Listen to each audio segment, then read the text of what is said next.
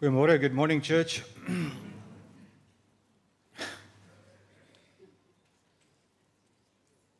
Yeah, thanks, Jaron, for reminding me that I'm not preaching in my own language. It helps a bit. Again, it's a profound privilege this morning to stand up here and open God's Word and share a few thoughts with you as a congregation. Welcome to everybody, all our visitors, if anybody. Also those online, welcome to our service this morning, and I hope and pray that we'll all be blessed in a very special way sharing God's Word this morning.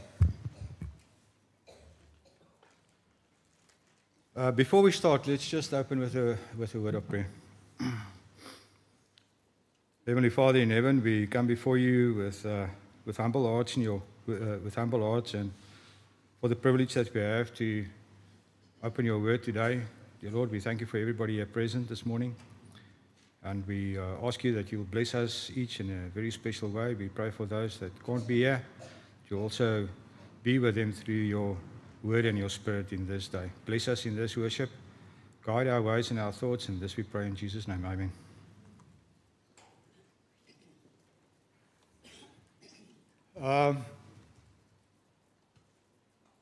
It's the second sermon that I'm doing that I was actually inspired by a 3-year-old boy.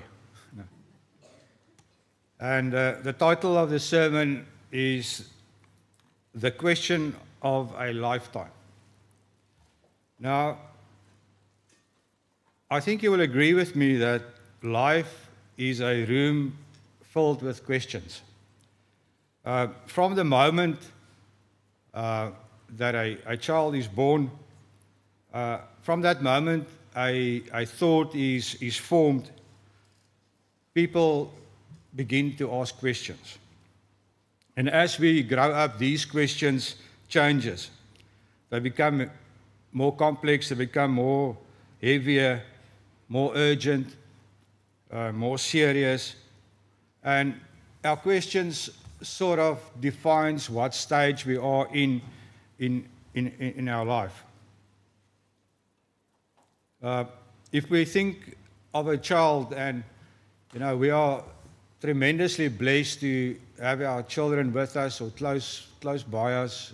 We spend a lot of time with them, and now with the newborns, the grandchildren, the questions from a 3.5-year, 4-year-old boy just never stops. It's that hoekom all the time. Why? And when we grew up, it's obviously a different generation. Somewhat ek sê so, because I say so. We never got answers for our why questions. And the more we try to answer Daniel's questions, it just seems that they are getting more and more and more. Why this, why that, why this, why that?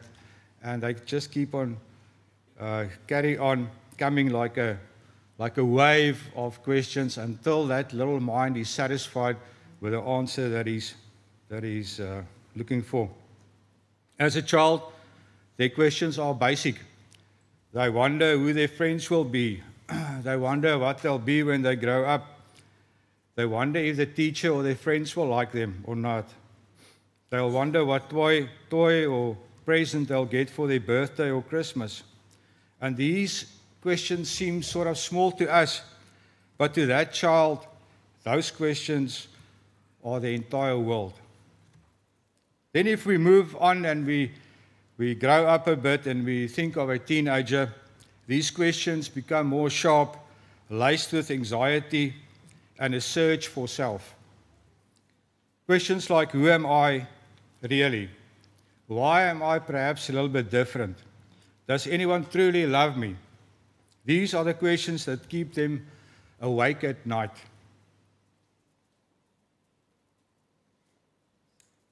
I think maybe, Joan, another question that you often heard is, what's for lunch, Tyler, and what's for dinner, I think that is a popular question in some households. If we look at the next stage after teenage stage, if we look at young adults, these questions become practical and life-altering. It's questions like, what career should I follow or choose? How will I ever be able to afford this asset or a home or a car or whatever? Is this the right person that I should marry? Where will I settle in my life? Where will I live? And every decision feels like that decision will last forever.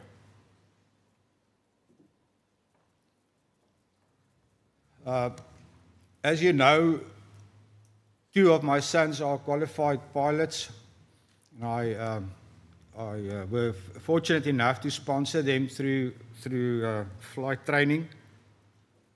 And when Neil, as the late born, when he approached me at that stage when he wanted to make a decision of what career to follow, I asked him, Neil, what do you want to become one day when you're after school? He said, no, he wants to become a rock star. So, but he is a good musician. I must maybe brag a bit. I think he'll be successful. But I said, no, there's no chance. No rock star. And he was obviously at that teenage or young adult stage, he was a little bit rebellious, and he asked me, but why not? Why can't I be a rock star? And I said, no, the environment is not good for a Christian. There's too much rock and roll and drugs and stuff involved with the trade and the industry. So he accepted the rejection or the no. And after a couple of weeks, he got back to me. He says, no, I've changed my mind. I don't want to be a rock star anymore. I've decided to also become a pilot. And I looked him deep in his eyes. He said, my son, you are a natural rock star. To save me my bank balance from another training session. So those are the questions that the young men, young people struggle with. If we think about persons in midlife, their questions turn sort of reflective. And sometimes they are filled with regret or fear. Questions like, have I done enough? Am I financially secured for the future? Have I been a good parent? Is this life all what it's all about? And what is the legacy that I'm building? Those are the type of questions when we listen to a person in midlife stage of their lives. And then, in our older years, the questions become ultimately and eternal. Questions like, did my life matter? Have I made a difference? What is going to happen to me when I close my eyes for the last time? And these are all important questions. They shape our days and define our journeys. But the Bible shows us that there is one question that towers over all of these questions. It is a question that was not asked in a quiet moment of reflection, but it was asked in the heat of a political crisis by a man in a position of power. With sweat on his brow and a riot at his feet, it is a question that every one of us must answer sooner or later in our lives. You cannot avoid it, and I cannot avoid it. We cannot delegate it, and we cannot postpone or delay it. The question comes to us this morning from a Roman governor named Pontius Pilate. In front of him, he had the Son of God standing before him. He was beaten, spat upon, and silent. The crowd was screaming for blood, and Pilate, trying to find his way out of that situation, cries out in a question that echoes throughout history. We read in our text today, and if you've got your Bibles ready, you can turn to Matthew chapter 27 and verse 22. Thanks for reading, John. And Pilate said to them, then what shall I do with this Jesus who is called Christ? We also read those words in Mark 15, verse 12, where Mark wrote and he says, and Pilate again said to them, then what shall I do with the man you call the King of the Jews? This morning, that question is not only for Pilate. It is not only for the crowd. That question has been put before this congregation. It is put before you, and it is put before me. What shall you do with Jesus? My message is divided into 4 parts. First part, I want us to go back to that scene. To Pilate's judgment hall, his private home. Pilate was a man caught in a vice. As a Roman politician, his only job was to keep peace in a rebellious corner of the empire. He was a practical man. He was a man of power, and he was a man of high importance in his community. And on this morning, the Jewish leaders had dragged before him a man named Jesus.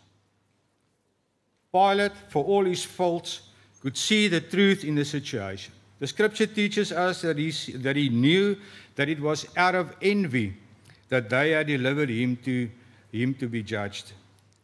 He questioned Jesus and found no fault in this man. Even his wife during the night sent him an urgent message saying, and instructed him, have nothing to do with that righteous man, for I have suffered much because of him in a dream. Matthew 27, verse 19. Pilate knew what he should do. He should have released an innocent man, but the crowd was screaming and the priests were pressing. His job was on the line.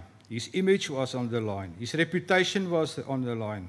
And he tried desperately to avoid answering the question, what shall I do with Jesus? He had several attempts to get out of the situation. In the first place, he tried to defect the problem. When he heard Jesus was from Galilee, he thought, good, this is my outcome, because this is not my jurisdiction. And the Bible says he sent him over to Herod, Luke 23, verse 7. He tried to make Jesus someone else's problem, but Herod just mocked Jesus and sent him right back. So the question returned to Pilate's lap. What shall I do with Jesus? Secondly, he tried to compromise the question. He stood before the crowd and said, I will therefore punish him and then release him. Luke 23:22. He would have had him beaten within an inch of his life to satisfy the crowd's bloodlust and then let him go. He was trying to find a middle ground or alternative. He was trying to be a little bit unjust in order to be mostly fair. But there is no middle ground for the Son of God. The crowd roared only for more blood. In the third place, Pilate tried to delegate his choice. He used the Passover custom. So Pilate was well aware of the traditions and the law of Moses. So he used the Passover custom and offered them a choice. The murderous rebel Barabbas, or Jesus called the Christ. He was sure they would choose the peaceful teacher over the terrorist, but he was wrong. The crowd, stirred up by the priests, screamed, give us Barabbas. Pilate's attempt to make it their choice failed completely. And finally, in the most famous and cowardice effort, he tried to wash his hands of the whole affair. Matthew 7:24 reads, he says, so when Pilate saw that he was gaining nothing, but rather that a riot was beginning, he took water and washed his hands before the crowd, saying, I am innocent of this man's blood. See to it yourselves. But you see, he wasn't innocent. You cannot wash your hands of Jesus. Pilate's question, what shall I do with Jesus, was his last desperate attempt to find a way out. But there was no way out. In the end, his non-decision was a terrible decision. His act of washing hands was, in fact, his answer to the question. He answered the question by handing Jesus over to be killed and crucified and killed.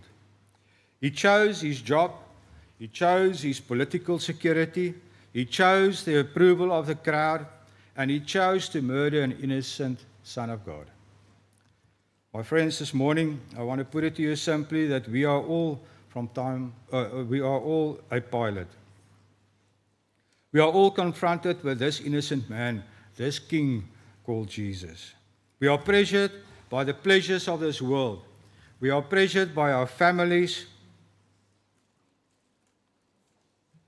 by our friends, by our own pride. We try to deflect, and sometimes we try to compromise.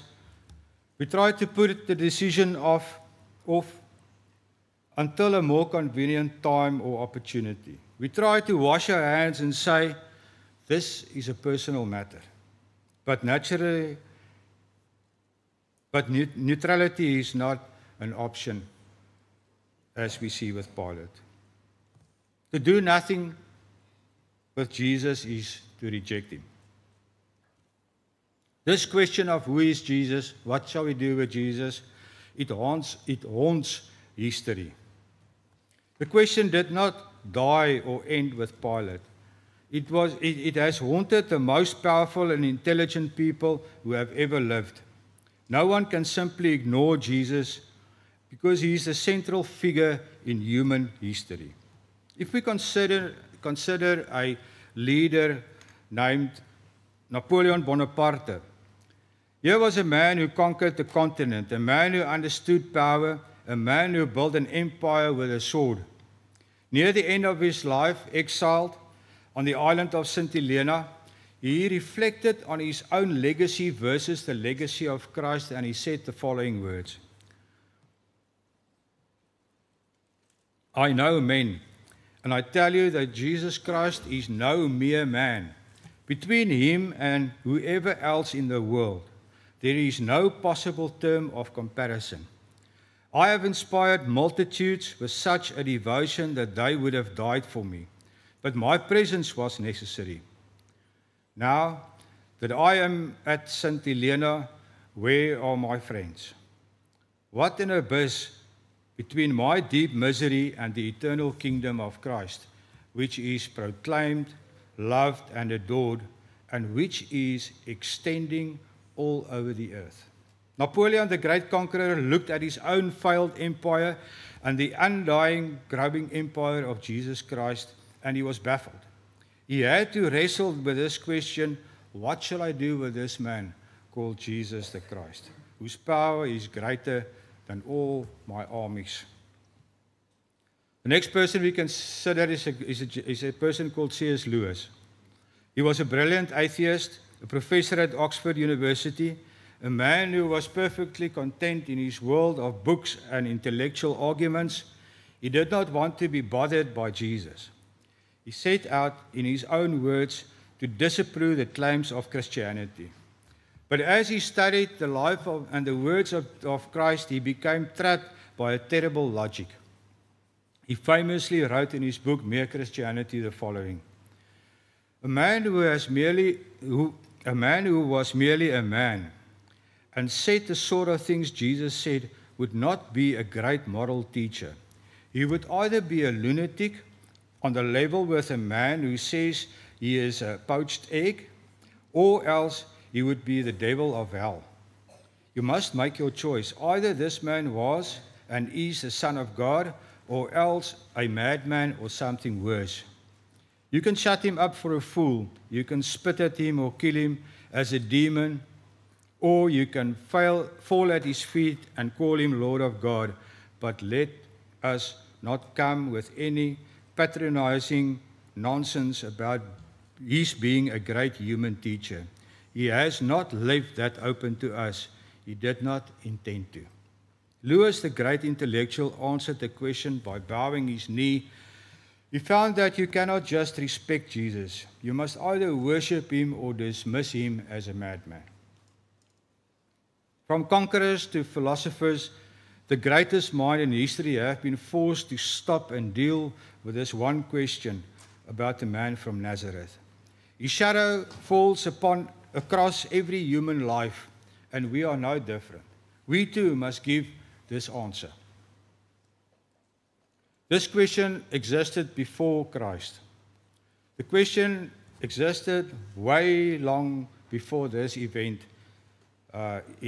This man was born in Bethlehem. The Old Testament is a story of God revealing His plan, and His people were constantly confronted with His word, His messengers and His promises, all of which pointed to the coming of Christ.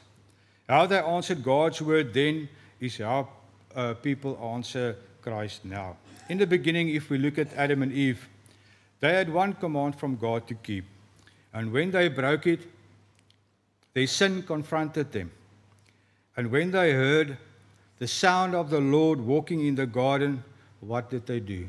We read in Genesis 3, verse 8 and verse 10, the following. He said, "And the man and his wife hid themselves from the presence of the Lord God among the trees of the garden. And he said, I heard the sound of you in the garden, and I was afraid because I was naked and I hid myself." This is the first and most common human reaction to the call of Jesus. Especially when we are in sin, we hide.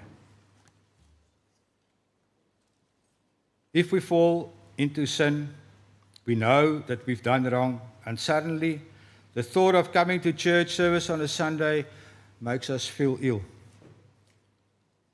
We don't want to see the brethren. We don't want to sing along with the songs. We don't want to hear the sermon. We keep on hiding, and we are pulling away. This is what I call the Adam response to answering the call of Jesus, by hiding in the trees of our own shame. The next example I want to refer to is the life of Cain. When his offering was not accepted and his brother Abel's was, he was confronted with a choice.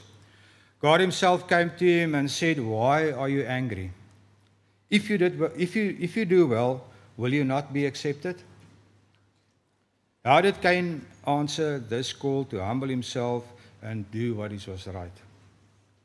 Genesis 4 verse 5 and 8 says, "So Cain was very angry, and his face fell. Cain spoke to Abel his brother, and when they were in the field, Cain rose up against his brother Abel and killed him."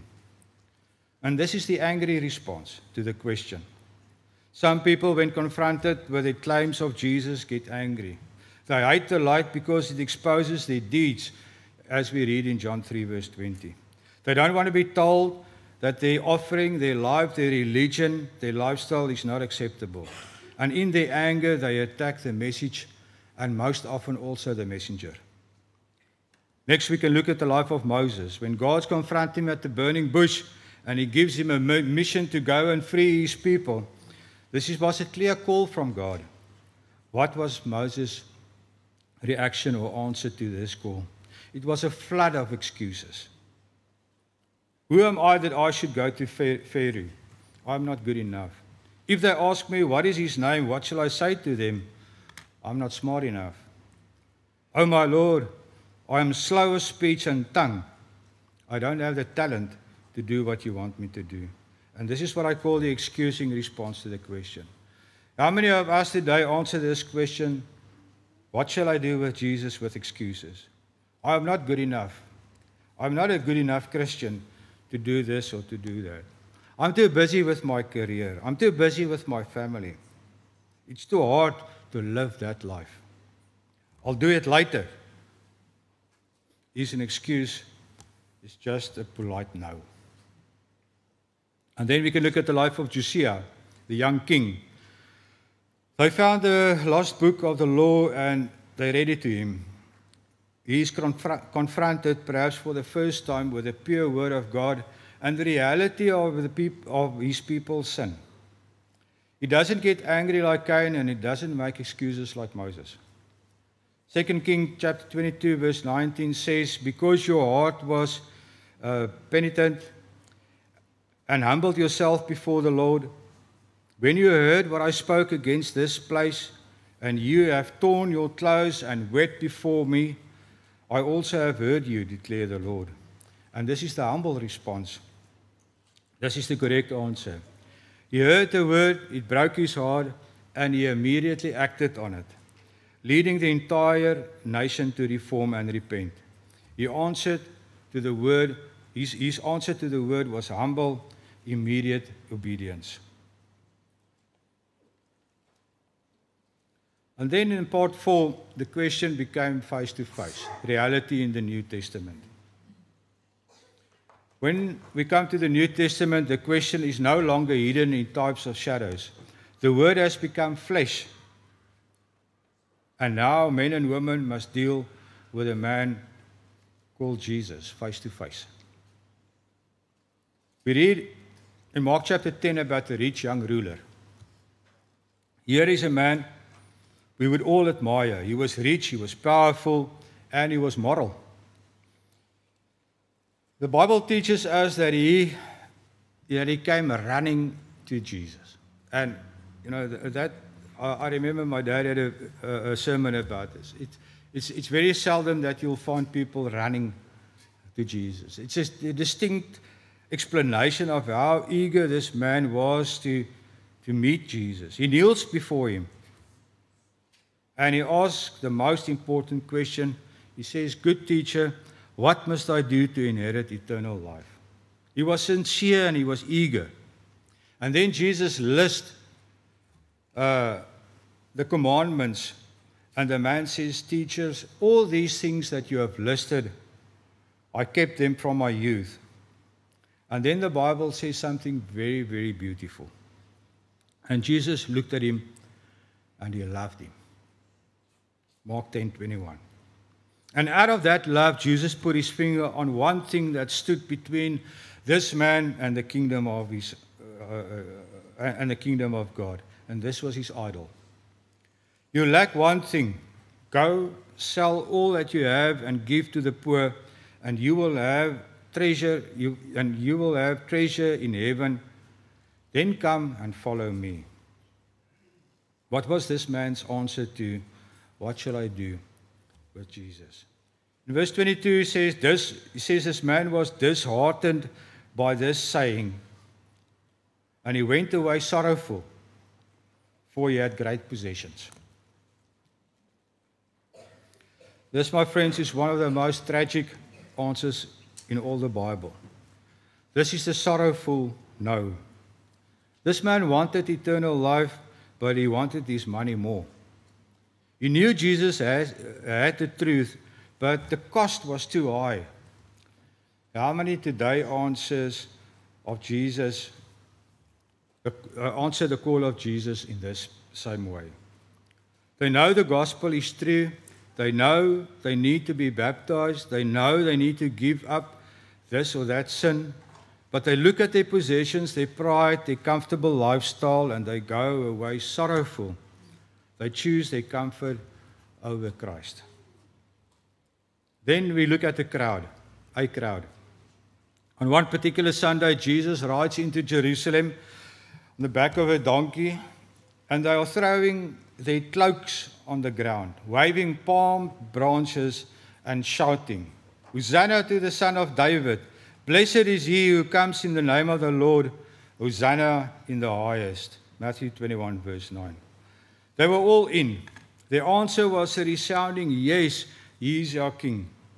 And less than a week later, the same crowd is standing before Pilate. And when Pilate asked, "What shall I do with Jesus?" Matthew 27:22 said, they all said, "Let him be crucified." This is what I call the fickle answer. Their answer changed with their circumstances. On Sunday, they thought Jesus was going to be an earthly king, this powerful man that will destroy the Roman oppression and fill their stomachs. And when they realized he was actually a spiritual king who came to die and save us from their sins, they turned against him. The Hosanna cries became crucify cries. How many of us have this fickle faith? As long as Jesus is blessing our health, our finances, our plans, we shout Hosanna.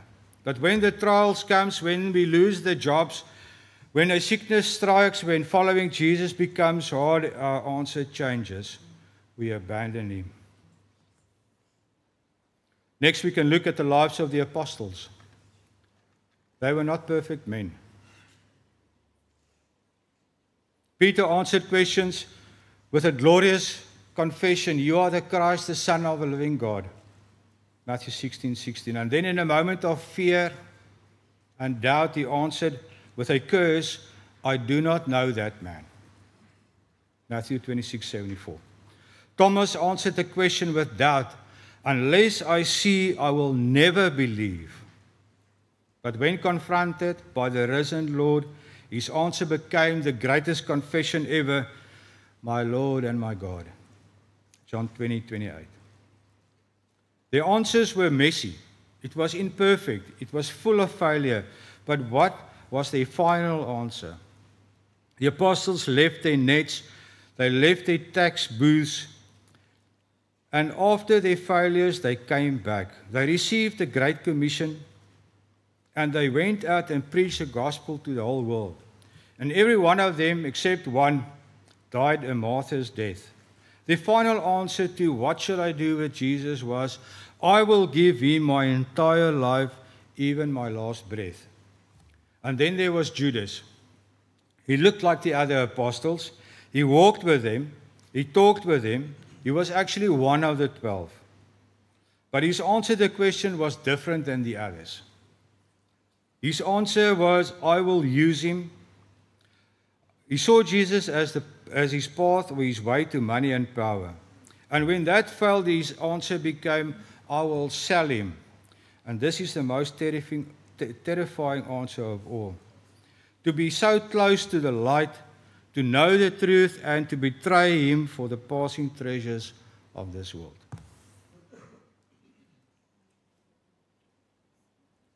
In conclusion, the question this morning is inside this room, for you and for me. And so we come back to this room. We are surrounded by these witnesses. We have seen Pilate who tried to wash his hands. We have seen the great men of history who were haunted by this question. We have seen Adam who hid, Cain who got angry, Moses who made excuses, and Josiah who humbled himself. We have seen the rich young ruler who walked away sadly. We have seen the crowd who turned their back, and we have seen the apostles who gave their all. Now that we've heard this question, it's no more longer for them. It is now for you, and it is for me. The question is not, what shall I think about Jesus? Pilate thought that he was innocent, but he wasn't. That didn't save Pilate. The question this morning is not, what do you believe about Jesus? The Bible says even demons believe and they shudder. James 2:19. A demon's belief does not save them. The question, my friends, this morning is, what will I do with Jesus? This is where the gospel gets right into our hearts. This is where we get back to the basics of Jesus. He is the Holy Son of God. You and I are sinners, and our sins separate us from him. He is, in his infinitive love, came to this earth, lived a perfect life, and died a brutal death on the cross to pay the debt for our sin. He was buried, and on the third day, he was risen from his grave, victorious over death, and that is the gospel. And now he offers forgiveness. He offers forgiveness for you and for me, and a new life. He offers you a place in his eternal family, but it's on his terms, not ours. Perhaps like Adam, we have been hiding. Perhaps as a Christian, we have fallen into sin. Perhaps we've been avoiding the brethren. Perhaps we've been skipping the assembly. Perhaps we feel shame. Perhaps our answer to Jesus' call was to hide. The Lord is calling you and he's calling me from the trees. His answer is not condemnation, it is restoration. He calls for you and me, come home. Perhaps like Pilate, you have been washing your hands. Maybe we know what the Bible says. Maybe we need to obey the gospel. Maybe we've been putting it off by saying not today. Maybe we say my family won't understand. Maybe we say, my job is too demanding. Maybe we are washing our hands but cannot remain neutral. Your delay is your answer. Perhaps like the young ruler, we are walking away sorrowful. We know what the gospel demands. We know we must believe. We know we must repent of our sins. We know we must confess Jesus as Lord and be buried with him in baptism to have our sins washed away. Acts 2:38 and 22:16. But you just don't do it. The costs seem too high. The surrender is too complete. If that's the case, I beg you this morning, do not make that choice. Do not trade your eternal soul for the temporary possessions of this life. The Bible is clear. Acts 17:31 says, He has fixed the day on which he will judge the world in righteousness by a man whom he has appointed. And of this he has given assurance to all by raising him from the dead. The judge is Jesus. John 12:48 says, The one who rejects me and does not receive my words has a judge. The words that I have spoken will judge him on the last day. The words he has spoken will be the judge, and his words are clear. If you love me, you will keep my commandments. He who believes and is baptized will be saved. Repent and be baptized for the forgiveness of your sins. We cannot ignore this calling. We must not try to get around them. The only safe and only right, the only joyful answer to the question of what shall I do with Jesus is to do exactly what he says. To fall on your knees like Thomas and say, My Lord and my God. To surrender like the apostles and give him our entire life.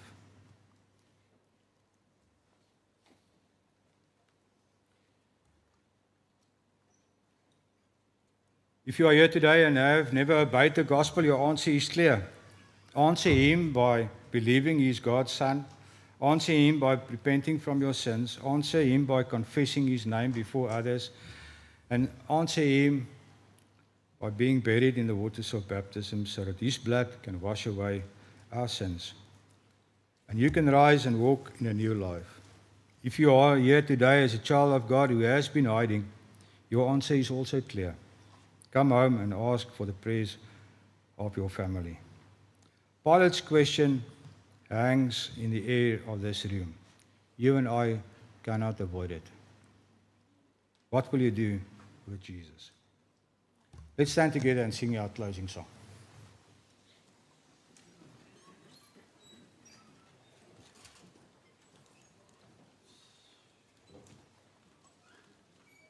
Thank you, Andre, for a lesson that really made me think.